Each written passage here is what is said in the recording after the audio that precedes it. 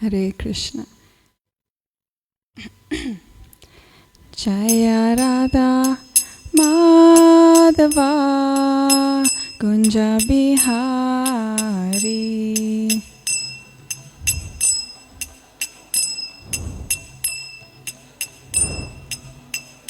Jaya Radha Madhava Kunja Bihari.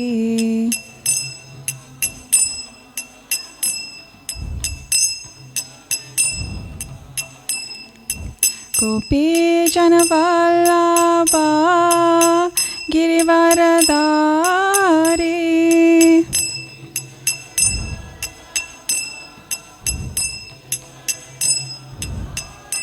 Jaya Gopi Janavallabha Girivaradari.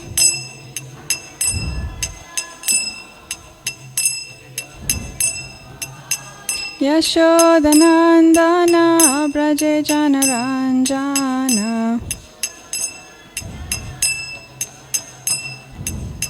Yashodanandana Braje Janaranjana.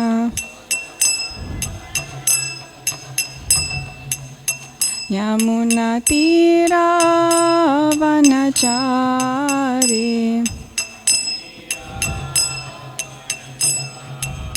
Yamuna Tira Vanachari.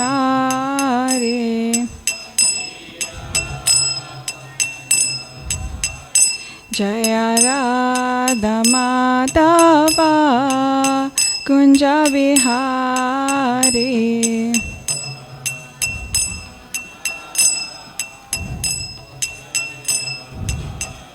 Jaya Shri Krishna Chaitanya Prabhu Nityananda Shri Advaita Gadadara Shrivasadi Gaura Bhakta Vrinda.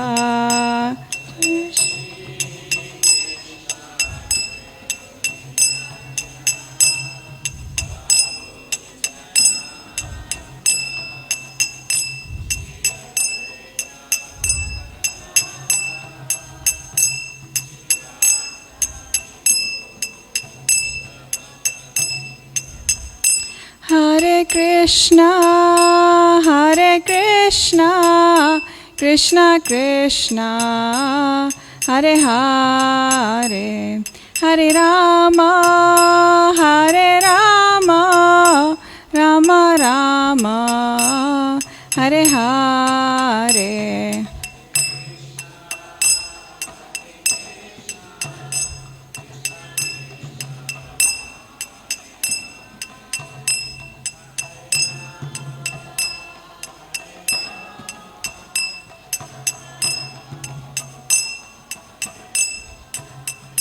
Hare Krishna, Krishna Krishna, Hare Hare, Hare Rama, Rama Rama, Hare Hare.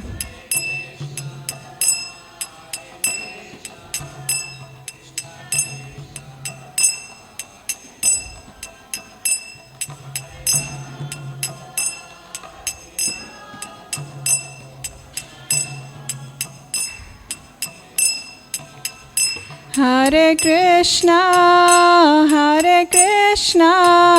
Krishna Krishna, Hare Hare, Hare Rama,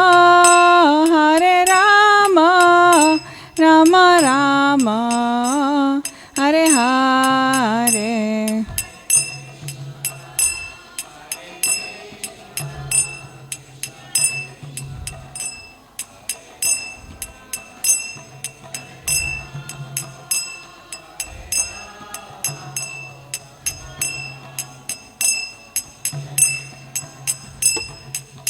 Hare Krishna, Krishna Krishna, Hare Hare, Hare Rama, Rama Rama, Hare Hare.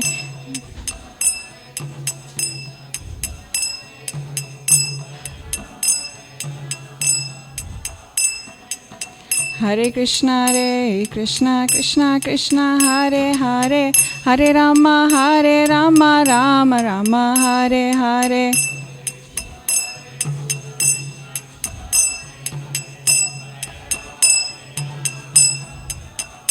Hare Krishna Krishna Krishna Hare Hare, Hare Rama Rama Rama Hare Hare.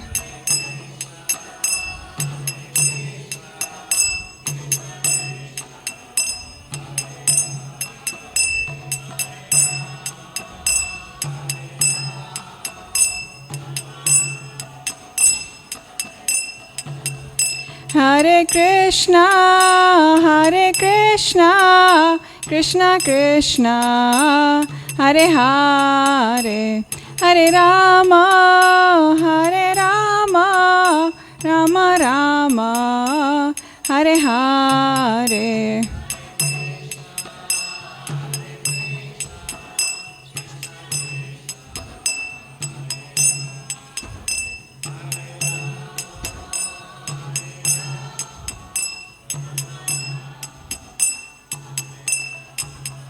Jaya Prabhupada, Jaya Prabhupada, Prabhupada, Jaya Prabhupada.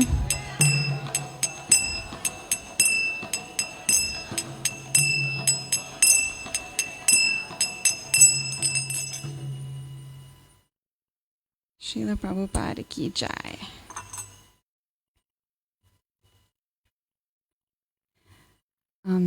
So today we're reading from Transcendental Diaries by Surabhi Prabhu, and we're on chapter 4 in Honolulu.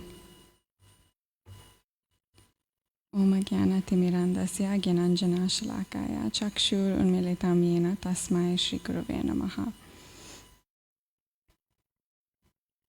So we're reading on 10th May 1976, and it was Ekadashi. So Surabhi Prabhu writes, Ekadashi. Before going out for his morning walk, Prabhupada summoned me with the buzzer. Going into his room, I offered my obeisances and knelt before him, eager to execute his bidding. He asked if we had the Sanskrit edition of the Srimad Bhagavatam 8th canto with us. He said he would finish the 7th by the evening. This was very heartening to hear. Last month in Vrindavan, we had discussed the travel itinerary with Rameshwar Swami. He had put in a strong plea to Prabhupada on behalf of the BBT to take advantage of the remoteness of Hawaii for this purpose, to increase his writing. Prabhupada has often said that if the devotees publish at the speed he writes, he would be more and more encouraged. So when Rameshwar enthusiastically informed him that the BBT had almost caught up with him, he agreed to spend a month here, with the hope it would increase his output. Now to hear that he was making good progress was at once fulfilling and inspiring. I was excited and expressed my pleasure at this welcome news. Prabhupada remained modest and sober. With a slight smile and an unassuming tip of his head, he told me, "Oh, I can finish it very quickly, but I have to present it for your understanding. It requires deep thought, very carefully, for the common man." So when I read this part, it was very encouraging to me because it showed me how Srila Prabhupada spent so much care and attention in his Bhaktivedanta purports to the Srimad Bhagavatam. He didn't just translate it and leave it at that. He explained it so that the common man could understand. And for me, it's a reminder also that when I am explaining Krishna consciousness to someone else, I should always try to explain it in a way that they will understand. Srila Prabhupada came down to the level of the common man to be able to relate and explain it to them. So as a preacher, that's our duty also to carry that forward and keep it relatable to the time, place, and circumstance, the people that we're faced with every day. And another point from this little excerpt that I noticed was how Prabhupada used to write he used to dictate so much that the BBT could never keep up with him. The book production was much slower than Prabhupada could translate and comment on. So to hear that now the BBT had almost caught up to him, that was amazing news. And yesterday, we were watching the video that Yadubar Prabhu and Vishaka Mataji made of the book production from back in the day. And such an inspiring video for anybody that works with books, or even if you don't, just to think of what it was like back in the day. It's actually inconceivable. If I didn't see this video, I'd never believe it. But the many steps they had, and the fact that technology was not as developed as it is now. So it was inspiring to see how much effort they put in just to get this transcendental literature, the Srimad Bhagavatam, out to the whole world. I just summarize a bit of what I saw in the video, but I can't even understand it fully. So Srila Prabhupada would dictate on his dictaphone, and from there, the tapes would be sent to the transcribing place, the devotees who were doing the transcribing. So they would listen to the tape and just type out on a typewriter everything. And now typewriters don't have a backspace. It's not like a computer that we deal with. So they had to really, pay careful attention and type. And once that was done, then it would go to the Sanskrit department, where the Sanskrit editor would manually insert the diacritics on the words to make sure that the pronunciation and meaning was according to the actual Sanskrit word. So this was like a very manual process. And then once that was done, then it would go for English editing in terms of like punctuation, because when you're hearing and typing, it's not that all the punctuation is going to be 100% correct. So then it would go to English editing, where they would basically read the transcript and recite where the punctuation marks should be, where the capital letters and all of that should be. Then that recording is listened to and typed out again. So the English is then retyped basically. And then there was this step called composing, where the diacritics, like the letters were diacritics mapped to some code on a device, kind of like a typewriter device. And so while they were typing it out in this, the diacritic marks were in some other code that represented the diacritic letter. So they typed it out according to that code on a magnetic tape, and then that was put into a computer of some sort, and then that was interpreted as the page that we see with the Sanskrit and the English. And then they manually laid it out, like with a scissor and paper. They were cutting the pieces and laying it out on paper, all the printed sheets. And then once those were laid out, then it would be photographed in a way, and they'd be like a negative copy, so any errors could be removed, and then it was printed. And now simultaneously, the art department were painting all the artwork, and they would interact with Srila Prabhupada to get him to approve their artwork. And then once the art was complete, and paintings used to take like up to a few weeks because it is art, and it had to be according to the scripture, like the way Srila Prabhupada described the different personalities and what they look like. So they'd print the picture, they'd paint the picture, and then it would be photographed with this high quality machine to get it like to scale to be on the page. So all of this whole process, I can't even imagine how long it took. And they did all of Prabhupada's books like that. I didn't even explain it properly, I know, because I don't even understand it fully. But every book, the whole Srimad Bhagavatam, the Chaitanya Charitamrita, all the books were made in this very long and it seems difficult way. But there was a whole group of very enthusiastic devotees just working at it, and very happily engaging in the service. And in the video, the BBT company, it looked like a company, it looked like a corporate, when you'd go into work, there's little offices and there's signs on the door like product manager and all of that. And it was nice to see the devotees engaging that energy so nicely in such an organized way to distribute Srila Prabhupada's books. Like a few days ago, Keshav Swami posted a quote that said something along the lines of that every spiritual activity requires the same amount of endeavor as material activity. Like that's how we should see it. And we can really see in this that they were so dedicated. So to hear that now, despite this really long process, they were almost caught up to Srila Prabhupada's recitations was actually amazing. It just shows how much time and energy they put into the book production.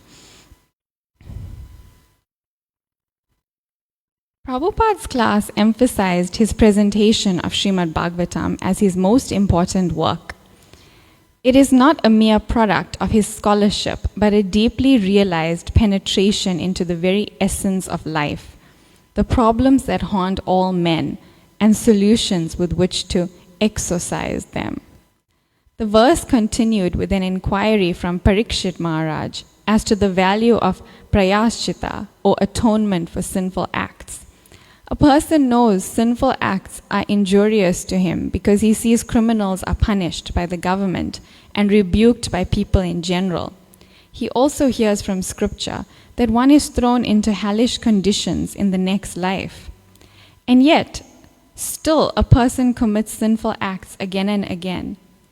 Therefore, Parikshit asked Sukadev Goswami what the value of such atonement is.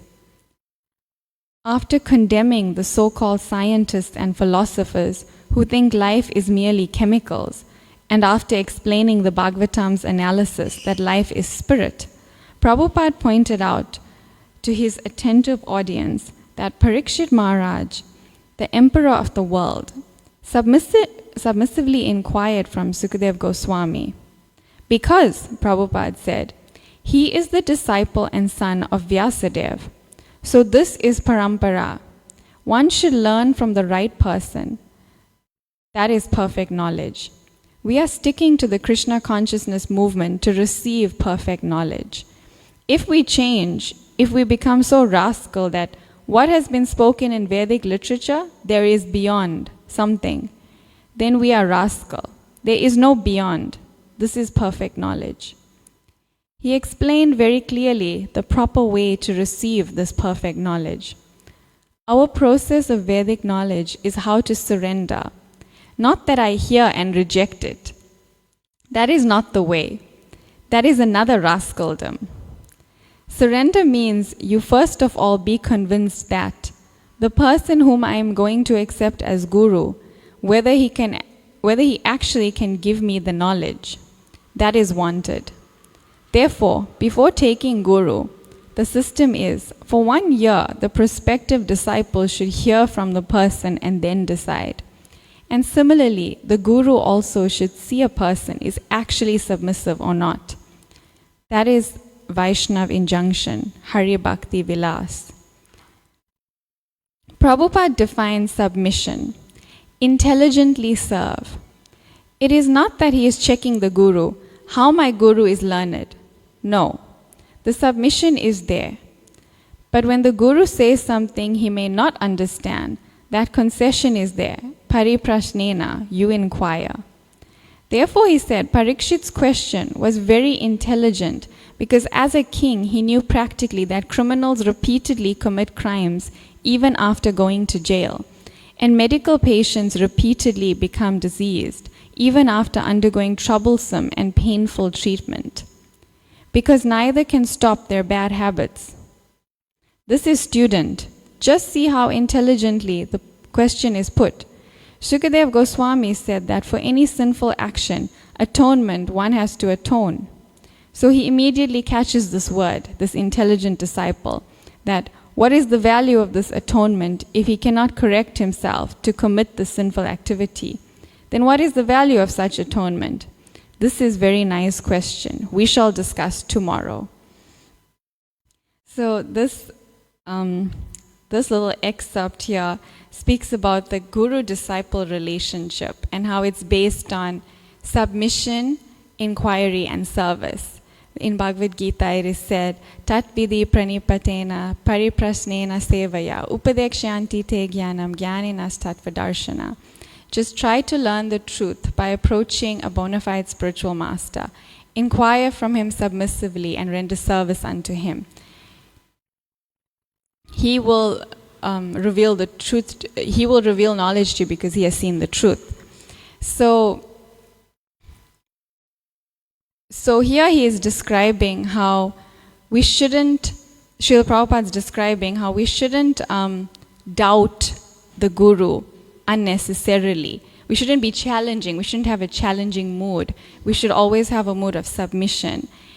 But we should also inquire when we don't agree with something, we don't understand something, to penetrate deeper into the subject matter. We shouldn't blindly accept it. So both sides are required. It's to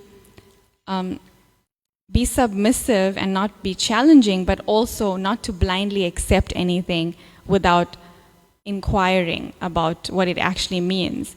And the process that unlocks the blessings from the spiritual master is service. It's not a mechanical process. And it's not a process based on an external relationship. It's very much based on this principle of submission, inquiry, and service. And the verses they were speaking about in Srimad Bhagavatam at this time were 6, 1, 9, and then 10 and 11 in the next few paragraphs. So this is the story of Ajamil. And well, it's the beginning of the 6th canto. And basically speaking about why people continue to commit sinful activities even after atoning. So Maharaj Parikshit is doubting this process of atonement, like why should we do it if it doesn't actually change anything? And Prabhupada is calling out what an intelligent disciple he is, that he caught on. He also listened very attentively to Sukadev Goswami, and he caught this point. Why is this happening? Gaur Sundar Das came in the afternoon in response to Prabhupada's request.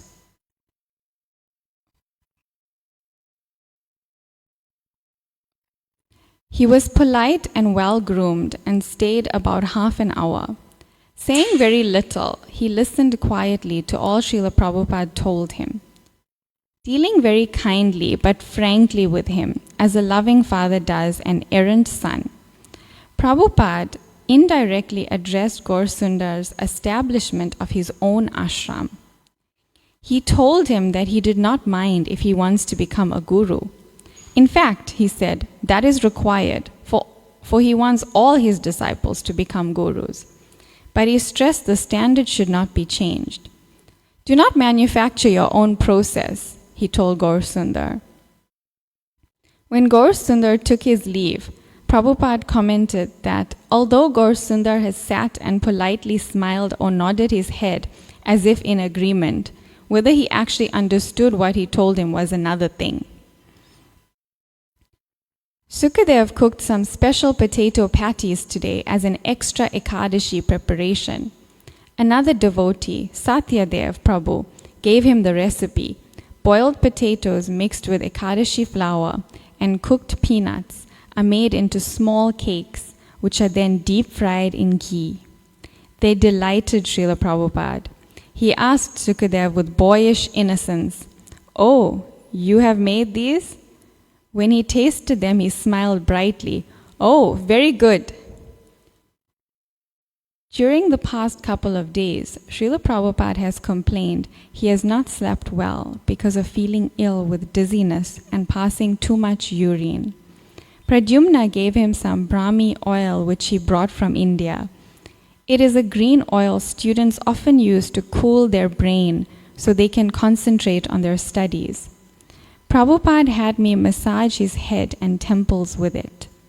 It gave him some relief, so he dictated a letter to Giriraj in Bombay, asking him to send another 3 bottles. In his usual thorough way, he gave detailed advice on how to pack them to avoid breakage. To stop leakage, you can melt some paraffin and seal the bottles with the caps on by dipping the side of the bottle with the cap into the liquid paraffin. And when it is pulled out and cooled, it will seal the space around the cap. Then also, there should be some soft packing around the bottles so that they do not break in transit. Send it registered and special delivery so that it is handled very fragilely. Shri Shri Radha Radhanath ki jai, Shri Chaitanya Mahaprabhu ki jai, Shri Giriraj Govardhan ki jai. So this excerpt just shows how Srila Prabhupada was expert at everything. He knew all spiritual knowledge and all material knowledge. He taught his disciples how to cook, how to do everything, how to package oil so that there was no breakage, and how to just any ordinary material activity. He knew how to do it expertly also.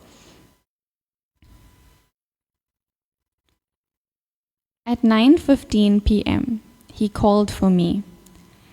Expecting him to be ready to take rest and his massage, I was surprised to find him at his desk with his spectacles on, his Bhagavatam open and his dictaphone in his hand. He told me that he would not take his massage. Rather, he said he would finish translating the 7th canto. I was surprised but elated. It is the first time since I have been with him, over 5 months now, that he has missed his evening rest. He worked all through the night, and after he went for his early morning ablutions, I checked his dictaphone and saw that he had notched 320 digits on the counter. Normally he does 50 or less. He was able to get 25 verses of the 8th canto done. He is mercifully fulfilling our hope that by spending extra time here in Hawaii, away from management problems and constant streams of visitors, he would be able to concentrate on the essence of his preaching work. Everyone is growing very heartened to see how much extra writing he is doing since his arrival in Honolulu. So this is amazing. Srila Prabhupada translating the Srimad Bhagavatam all throughout the night, not even resting. And it puts extra emphasis on how important the Srimad Bhagavatam is to him. And all his books actually, that he would painstakingly stay up all night to translate, to explain. He took very personal responsibility in making sure all the artwork was in alignment and making sure everything was done very nicely, and also challenging his disciples to speed up their book production, as we heard from the Chaitanya Charitamrita marathon that he had, where he expected them to produce the 17 volumes in just 2 months. And before that, they were taking 2 months to produce 1 book. And then they thought they'll speed it up by taking 1 month to produce 1 book. But Srila Prabhupada was not impressed by that. He said, I want everything, all 17 volumes in this 2 months. So the fact that he challenged them meant that he knew the urgency of getting all this knowledge out. And the fact that he was staying up all night to translate the books also shows how important it was to him. Despite all his other commitments and responsibilities of managing, of taking care of his disciples, of having visitors and having people approach him, he also dedicated his time to his translation work. It also inspires us as the this generation to carry out the work of distributing his books because of the effort he put into it. So book distribution, and we will see in the upcoming paragraphs just how important it was to Srila Prabhupada. So now we're on May 11th, 1976. As we drove out the temple gates and down to the Pali freeway to go for the morning walk, Prabhupada several times remarked what a foolish civilization we live in. Observing the cars whizzing up and down the highway, he referred to it as a neck-break civilization. He said that dogs run on 4 legs, and we are running on 4 wheels, thinking this advancement. But the business is the same. Today he walked down Waikiki Beach instead of along the rather barren, uninteresting pathways of Magic Island. He looked up at the tall palms, all carefully trimmed so that only a few scrawny leaves remained at the very top of their thin, slender trunks. Rather than add to the beauty of the surroundings, they looked emasculated, and like many things in this tourist city, more than a little artificial. A devotee explained that they were cut deliberately so that no coconuts could grow. Prabhupada shook his head at the foolishness of the karmes. Fearful that someone might be injured by falling coconuts, they spoil the tree's natural beauty by paring them so severely that they can bear no fruit. He quoted a Bengali saying, "Coconuts have eyes." This means there has never been an incident of anyone being killed or injured from a falling coconut, even when living in the midst of an entire grove.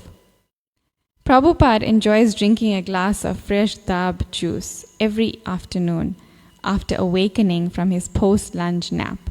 He often comments how foolish the karmis are and how they have spoiled everything. Although Krishna supplies everything, we need to live nicely. They create so many unwanted requirements. So every moment with Srila Prabhupada was a teachable moment. His morning walks were the most instructive for everyone who went on them because he would very practically comment on our modern civilization and how to improve it. And this is a simple example of watching how nature's beauty is being limited, nature's opulence is being limited by materialistic civilization. A simple thing like removing the ability of coconuts to grow. That's natural, and because they're afraid of coconuts falling, they've decided to ruin the tree. And then it ruins everything. And that this is modern civilization, that we try to fix things and make it the way we want it to be. Not what Krishna wanted, which is nature's arrangement. And instead of making things better, we make things so much worse. When Srila Prabhupada said that we are running on 4 wheels, just as dogs are running on 4 legs, it's so true, because in one of the lectures recently, Keshav Swami was saying how previously people would walk to get to, or like ride a bicycle or something to get to a destination, and they'd get their exercise in, plus they would actually get to a place. And these days, people sit at a desk all day, they drive to work, drive back, and then they pay to go to a gym, to do exercise and ride on a machine and go absolutely nowhere.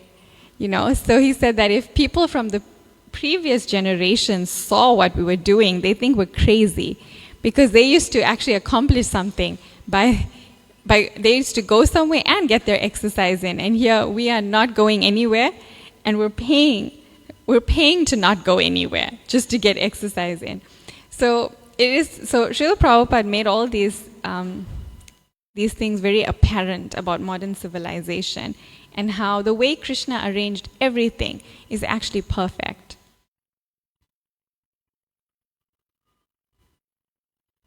When Srila Prabhupada gives class, he doesn't give the full verse translation. He simply reads the Sanskrit verse, has the devotees repeat it, and then launches directly into his explanation. He focused this morning on the phrase, Kunjara Sochavat, which means to bathe like an elephant. Prabhupada explained that an elephant takes a very elaborate bath, but then, on returning to the shore, covers itself with dust again.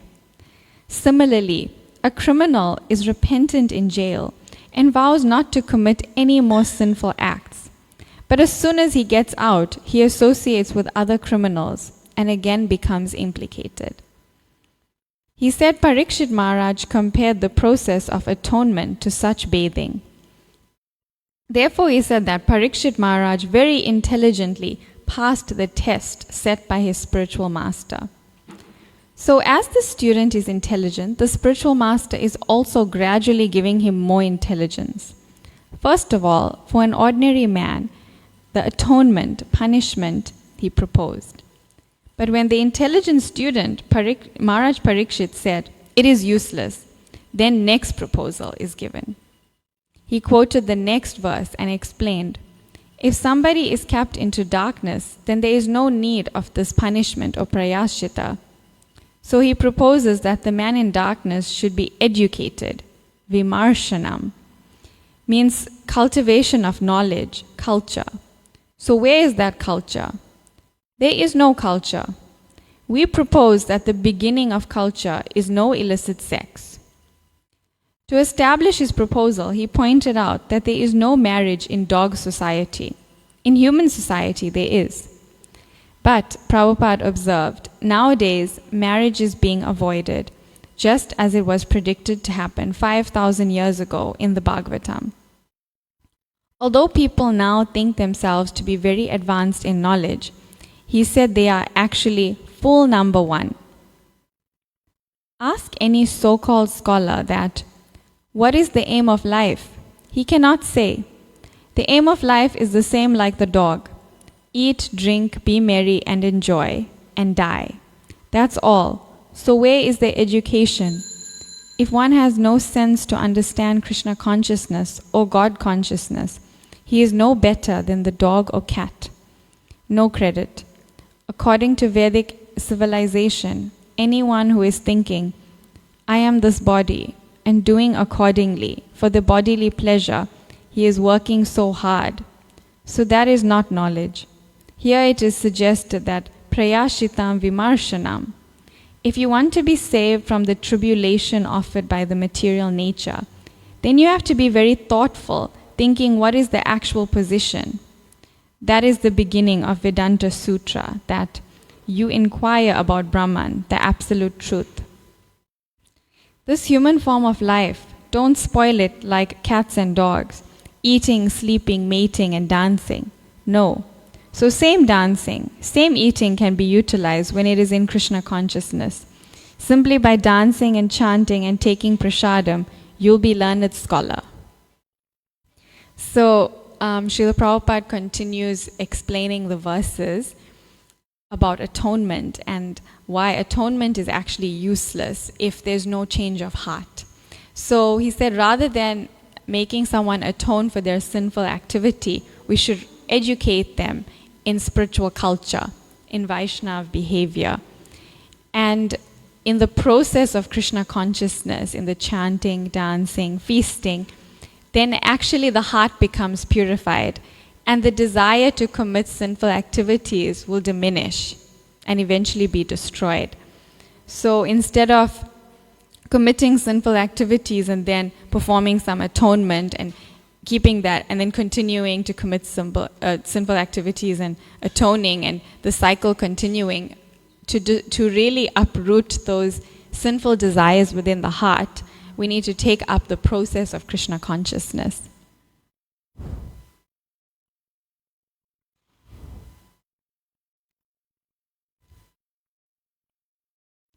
Srila Prabhupada has received a very encouraging report for the newly formed Indian Library Party.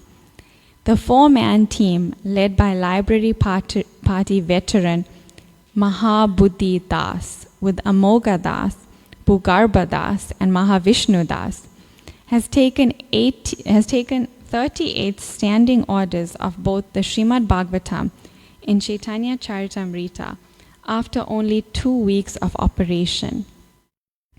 They reported successes in Bombay, Pune, Baroda, and Ahmedabad, persuading many important scholars and Sanskritists to write reviews.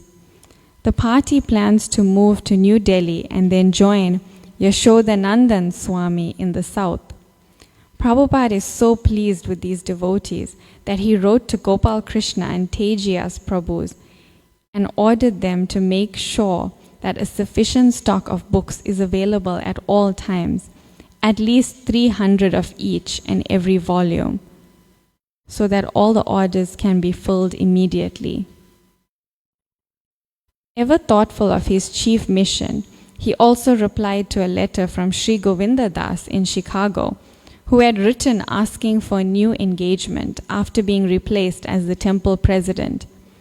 Prabhupada suggested he contact Tamal Krishna Maharaj. See if you can work together with him to distribute our literature all over the world. He is now formulating plans how to increase our distribution everywhere, and perhaps you can be instrumental.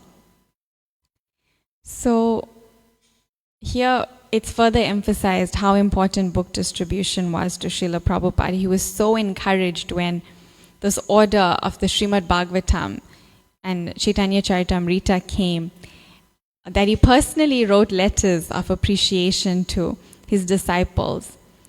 And whenever someone didn't have a service, he just suggests book distribution, which is something very practical for all of us actually, because sometimes people may feel like, oh, I don't have a service, so I'd like to be engaged in service. And we can see what Srila Prabhupada first emphasized here when there was basically someone who didn't have a service anymore. He said book distribution, get involved with book distribution and see if you can expand it throughout the world. So his constant meditation was on getting his books out so that society can be uplifted. And it wasn't just about the sales of the books. It wasn't just about, selling a book and getting a book score or getting, the Lakshmi points for the further book production. It was about making devotees. That was the point of his book distribution. It wasn't just numbers. It was people. It was bringing people in closer to Krishna consciousness. Prabhupada's desire is very pure. It's not just, let's get more people to help us in our mission or to fulfill our projects. It was that he wanted every single person to become connected with Krishna, to get that eternal benefit, to discover their eternal relationship with Krishna and go back to Godhead at the end of this life. Srila Prabhupada gave us this blessing and this opportunity in this life. And he wanted to give the whole world that opportunity to go back to Godhead by the process of Krishna consciousness and devotional service. So his selflessness is beyond measure. We can't explain it because in our lives, we may have so many other motivations for even doing a pure service. Like book distribution, we may think, well, we need to raise money also, so let's get some books out, or we need to, we need to get lots of devotees to fill up our projects so that they can be engaged in service and help our preaching projects, which is wonderful. But it's like, are we really thinking of them and their benefit fully, as our main focus? So Srila Prabhupada, for him, that was his only focus. Everything else fit around that prime focus. I was watching a seminar by Keshav Swami the other day called Devotion in the Modes. And it's a 4-part seminar. Incredible seminar of how to really refine our desires and our devotional service that's currently in the modes of material nature. So, And Srila Prabhupada is the perfect example of that. His devotion was pure, not in the modes of material nature, like the way we're practicing. So that's just, this part really reminded me of that seminar that I watched. While some of the devotees were talking with Srila Prabhupada in his room, one of them noticed a bug on the papers on the desk. Thinking that it would inconvenience Prabhupada, the boy decided to remove it. But he wasn't sure what to do with it, so he asked Prabhupada. Not put out in the slightest, Prabhupada motioned with his head. Take him to the window and put him out. Then turning to us, he said, this is Krishna consciousness. A Vaishnava is kind to every living entity, not the squishing business. So this is another teachable moment for everyone, because Srila Prabhupada wasn't just preaching Krishna consciousness, he was living it.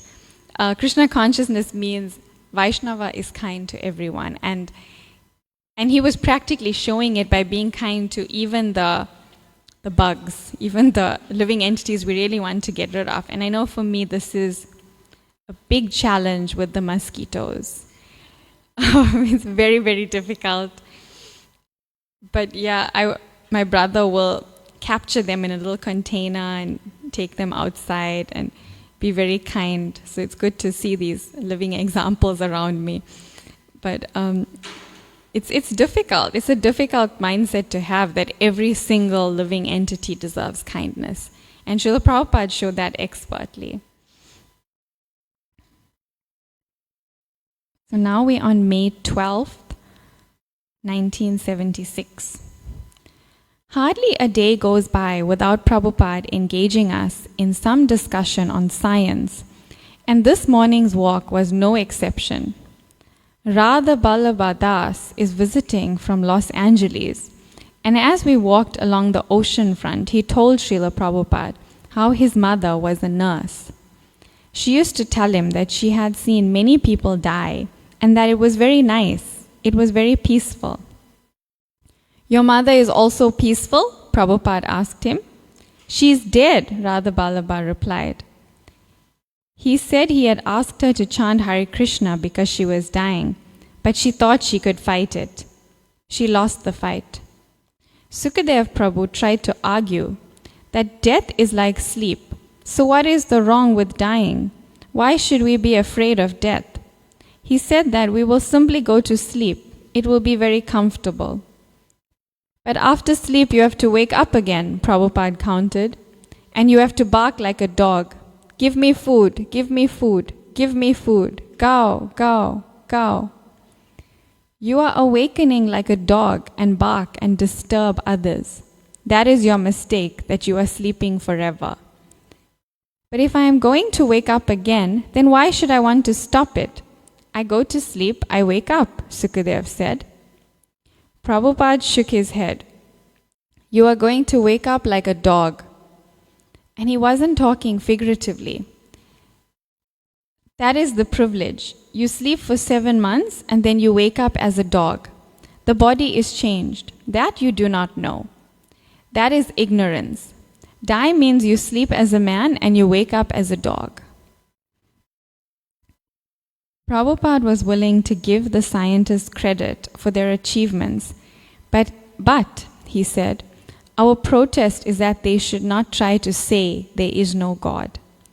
But even their achievements are questionable. When Sukadev asked what kind of programs we should develop to defeat them, Prabhupada replied, defeat is that you are scientist, I don't want death, please stop it. Ask him. I don't want disease, please stop it. Then you are scientist, otherwise I kick on your face. He said actually they were not scientists because they cannot explain why a dead body does not grow. They cannot understand why a body changes and what makes it change. But when Bhagavad Gita describes how the soul changes body, they will not accept. They are obstinate just like a dog and cannot be reasoned with. The first subject matter for science, he told us, is to understand that there is a soul within the body that gives it life. But the modern scientists have avoided this. Discover this. What is the principle within the body? Real discovery, they are not interested. They are bluffing. They are fools and going on as scientific advancement. He said that as long as they continue with research, they cannot claim to be scientists. Research means they are students, neophytes, but they advertise themselves as scientists and mislead people. And we are protesting this, he said. You cannot solve any major problem, so why you are claiming as scientist? Stop this as a gentleman. There is the soul within the body, and when the soul is gone, transferred to another body, it is dead. One who is actually scientist, he is not surprised. He knows the soul has transferred to another body. That's all. That is scientist. We accept Krishna as scientist because he explains. You cannot explain. How can we accept you as scientist? You are rascal. These discussions are thoroughly enlivening both to us and Srila Prabhupada. Becoming very animated and strong, he immediately gets to the heart of a problem and drives home his points with logic, common sense, and an incisive humor until everyone is convinced. As he says, we are perhaps the only ones in the world who can see through the tremendous bluff that passes for knowledge and education nowadays. And this is all simply by his divine grace. So all these discussions with Srila Prabhupada and his disciples where they're challenging the scientific thought, they're actually very enlivening, even when we read them, to see how brilliantly Srila Prabhupada could defeat anyone with Krishna consciousness. And because he did it in such a humorous way, it brings delight to everyone. And it really drives home the points he's trying to make. The new Chinese Bhagavad Gita arrived from Hong Kong today, along with a letter written by the president of the temple, Sevananda Das. It was also signed by Yashomati Sutta Das, the Chinese translator. The whole book is to be done in 3 parts. These are only the first 6 chapters. The letter expressed his devotional sentiments. One time you said that Srila Bhaktisiddhanta Saraswati Thakur stated that the 2 activities which he appreciated the most were preaching in foreign countries and printing books. You are very expert and enthusiastic to do both, so I felt it would give you great pleasure to know that your Bhagavad Gita as it is now being distributed in the Chinese language for the first time. It is only by pleasing the spiritual master that one can please the Supreme Lord Sri Krishna. Therefore, it is the very heart of my very soul to serve, glorify, and ultimately please my beloved Guru Maharaj, your divine grace. Ecstatic, Prabhupada wrote to each one of them separately. Awarding Yashomati Sutta Prabhu Brahman initiation, Prabhupada especially praised him for his efforts, describing it a great triumph and very well done. He told him not to be concerned that there may be some difficulty preaching to the Chinese people. If you require money, it will be supplied. And I am informing Guru Kripa Swami and Tamal Krishna Maharaj in this connection. You simply find out the market and push these books amongst the Chinese. He said Krishna had a special role for him. Krishna has designated that you raise them to the higher level. Chaitanya Mahaprabhu's mission is to raise them to the higher platform. So Krishna has sent you amongst the Chinese people to save them. So don't be disheartened and go on with the work. You'll get strength. Whatever financial help you require, I shall see that it is provided. As your spiritual master, I have my wholehearted thanks for your service. May Krishna bless you. You have done a great service for being recognized by Krishna, and continue with this work. He also praised Sevananda, a householder from America, who told him to see that the work and told him to see that the work continues, especially by setting an ideal example by going out and distributing the new book as much as he can. Prabhupada regards this new edition of the Gita as so important that he said it will bring about the downfall of communism. He told us that as soon as people understand a little spiritual knowledge, the unrest will increase.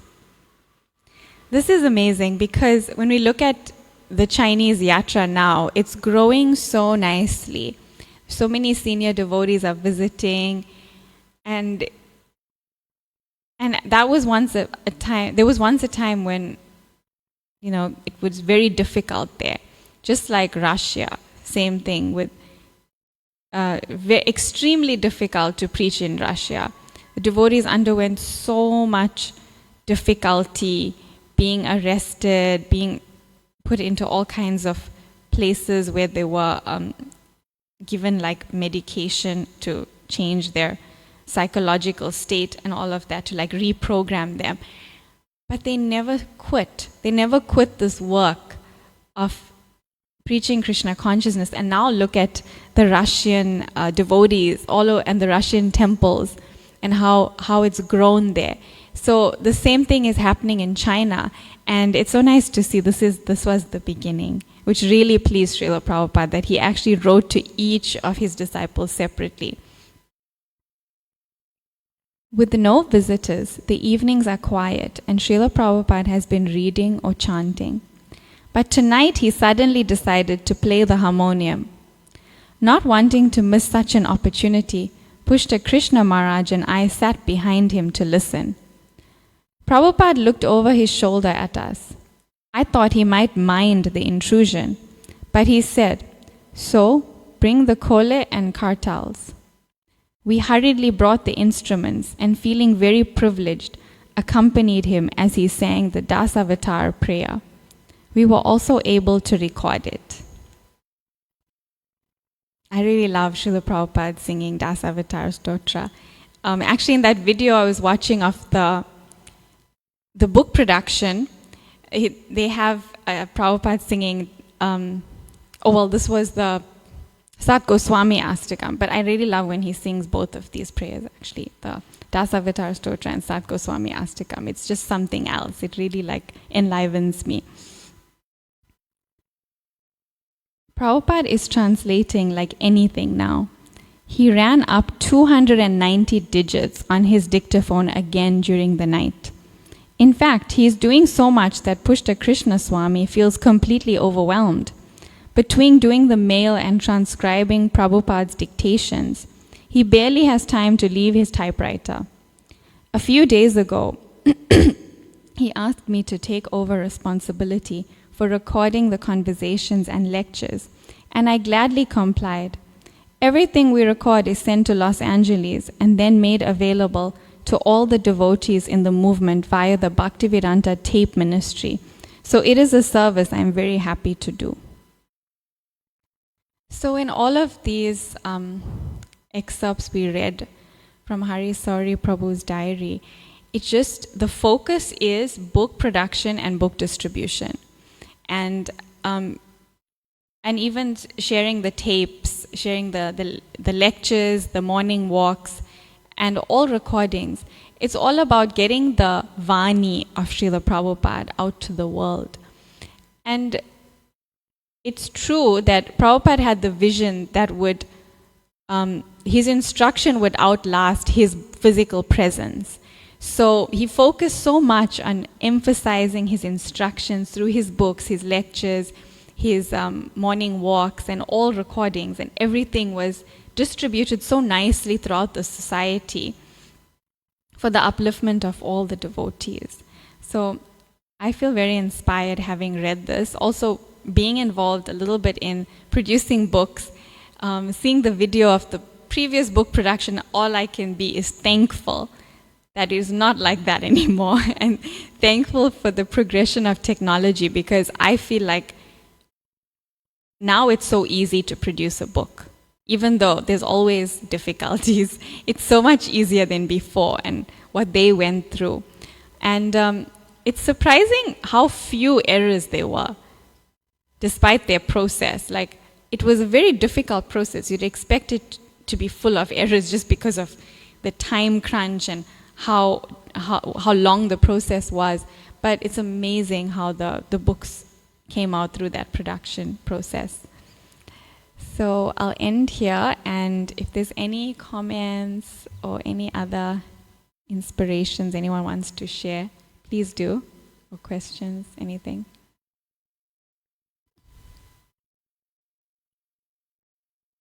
Okay.